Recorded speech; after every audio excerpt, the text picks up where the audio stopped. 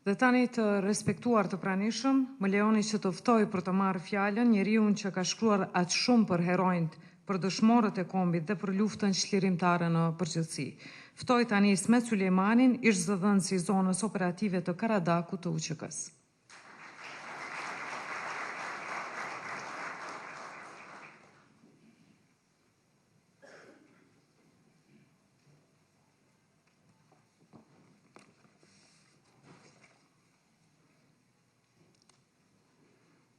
Të dashura familje të heronjve dhe dëshmorëve të kombit, të nderuara familje të masakruarve dhe të vrarëve nga dora gjykatare kriminale pushtuese serbe dhe jugoslave, të nderuar të mbijetuar nga dhuna dhe barbaria serbe, të nderuar të pranishëm. Nusret Plana, shekullin e pavarësisë së 100 vjetorit të shtetit shqiptar, e përmbylli me përfundimin e shpërndarjes në përqendrat më të mëdha të globit, të librit të tmerrit dhe të vuajtjeve të pafund të popullit shqiptar të Kosovës dhe viseve të saj nga ish Jugosllavia, përkatësisht nga Serbia pushtuese. Nuk ka as më të voglin dyshim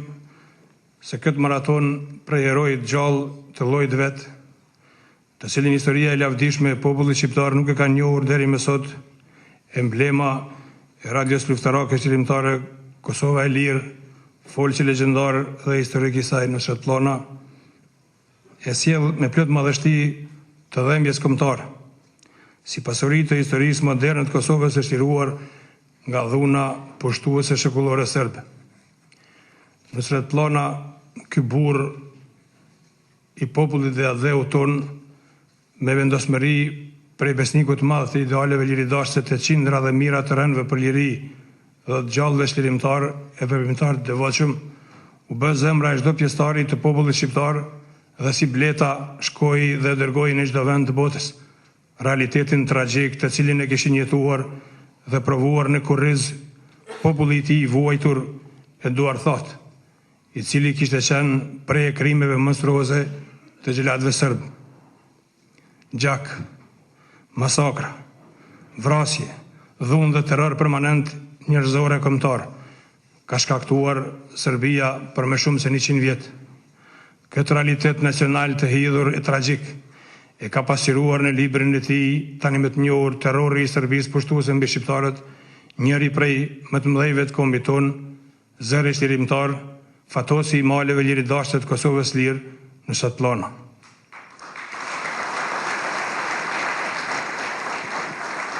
Të këqijat e mëdha që u shkaktuan popullit ton nga Serbia pushtuese erdhën val, e kur pa pushuar e pa ndalur. Këtu në këtë libër të cilin pa e lexuar dhe shpëtuar nuk bën, kurse po e lexove dhe e shikove me kujdes fotot të tjetërson, të tmerron, të shtërron, të cvilit, sepse aty sheh një nga një, me fakte argumente bindse, se sa shumë i ka shkaktuar gjakderdhje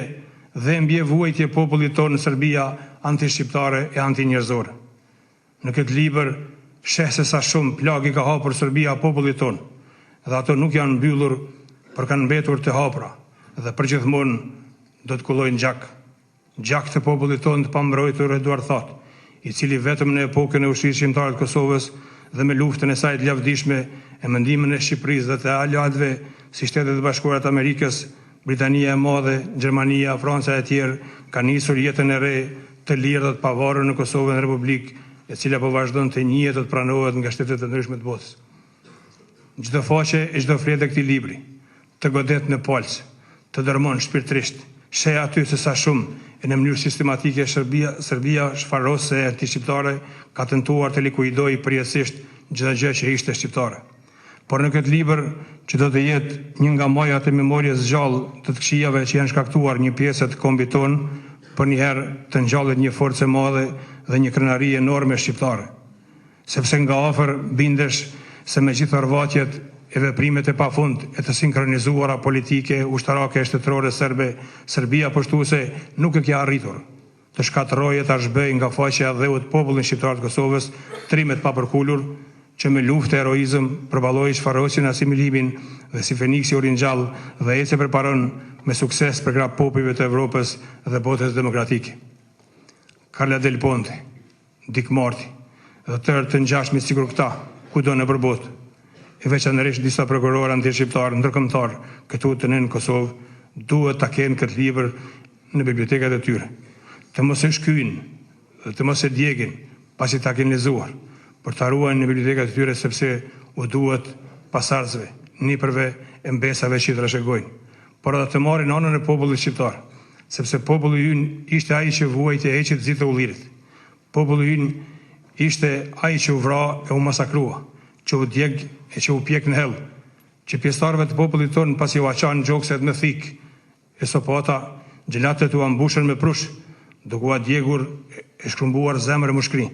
Kështu në përhistori në ka trajtuar Serbia pushtuese, por kur nuk arriti të na e humb fare, sepse ne dëshmuam se kishim kombe atë dhe, sepse një popull i tërë ishim vazhdues të denj i kryengritësit dhe komandantit të madhit Skënderbej. Të nderuar pranishëm,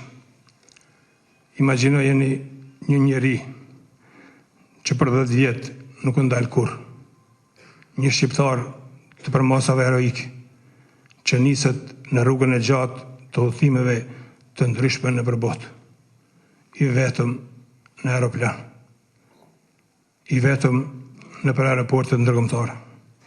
i vetëm në netët dhe ditët e 10 viteve, i vetëm me vuajtjet e popullit të tij në zemrën e në shpirt, në përqendra të ndryshme të globit me valigje e libra në krah. Mbi supet e tij rëndonte pesha e bagazhit të barbarisë serbe, të 570.000 shqiptarëve të vrarë të masakruar, gjatë më shumë se një shekulli, të cilët Serbia dëshironte t'i mbante përgjithmonë të pazbuluar. I tërë ky udhëtim historik nëpër gjeografinë e planetit, sa i vështirë aq edhe i rënd, është bërë nga ky njeri me vendosmëri prej Titaniku, të paparë e të padëgjuar kurrë më parë, për të dërguar në çdo vend e të çdo popull në botë librin e terrorit të Serbisë pushtuese mbi shqiptarët, për ta informuar edhe në këtë formë opinionin botëror për ngjarjet dhe tragjeditë e shkaktuara të gjelatëve serb mbi popullin shqiptar të Kosovës. Washingtoni, New Yorku, Parisi, Roma, Stuttgarti, Nürnbergu, Dortmundi, Vjena, Zürichu, Ankaraja, Istanbuli, Stockholmi, Kopenhaga, Budapesti e Melburni ishin disa nga metropolet e mëdha në të cilat është promovuar ky libër dhe aty përfundimisht është arkivuar në formë fizike dhe elektronike në bibliotekat nacionale dhe universitare për të mbetur e përjetshme dëshmia gjenocidale serbe mbi shqiptarët e Kosovës. Zonja dhe zotrinj, 2750 ekzemplarët janë 6875 kg pesha totale e librit të shpërndar anë kënd globit toksor. Ndërkohë që pesha e informacioneve të brendshme të përmbajtjes shokuese të këtij libri është e përmasave antologjike. Një ndër sukseset e veçanta të promovimit të këtij libri konsiderohet futja e tij në bibliotekën botërore të Kongresit Amerikan,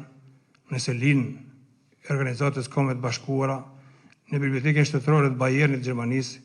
në Akademinë Ushtarake të Bundeswehrit të Gjermanisë,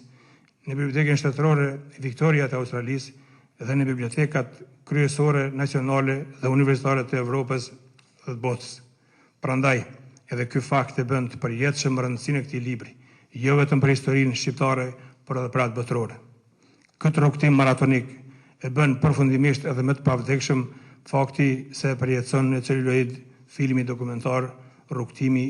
i një libri në botë, i përkthyer edhe në gjuhën angleze, e cilin do të kemi rast ta shohim sonte së bashku. Kështu duhet i kontribuohet popullit të atë dheut edhe në këtë mënyrë, duke u treguar tërë botës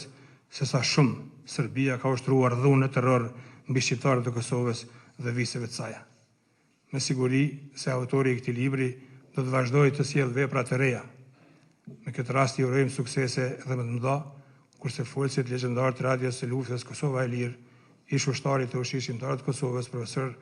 Dr. Nushat Planës, shokut e bashkëftarit ton, i urojmë jetë të gjatë sikur të bjeshkëve, atje prej nga jonte zëri i tij sa malet e Berishës heroike. Faleminderit.